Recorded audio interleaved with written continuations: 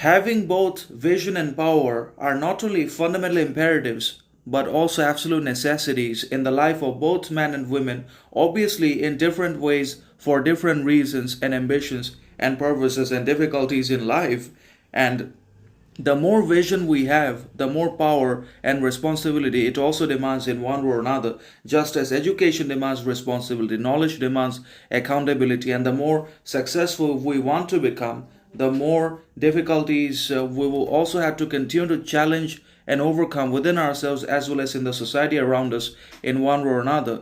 And the number of difficulties will rise, and the number of difficult problems will continue to be greater over time because we want more success than we have now. We want to be much more successful than we ever have been, but the challenges won't be any less. The opposition, condemnation, criticism, alongside social boundaries, public hindrances will always be there, particularly if we're middle class, lower class, or belong to other backward sections to society, then problems just will not. And particularly in a society where religion is law, ignorance is rule, and disorder is normalized, and stupidity, pretense, ignorance are all generalized by the mass men and women in one way or another, there are only problems.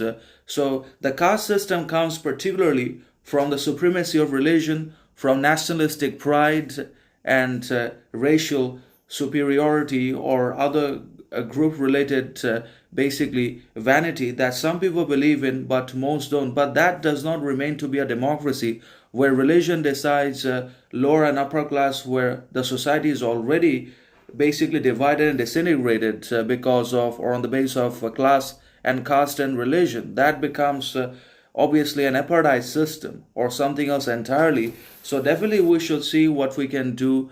But then again, success involves consistent challenges and difficulties in one way or another that we will have to overcome, and also overcome what we will have to is our own shadow, internal darkness, and temptation, desire, and lust, ego. Those things cannot be overcome, but they certainly can be controlled, moderated, and disciplined, and then utilized in very productive, good ways for the production of success, succession of ends, and actualization of ambitions, for living a very virtuous, authentic sort of life with each other in society, for basically developing integrity, morality, character, and so on and so forth. It's difficult, but it is certainly not impossible.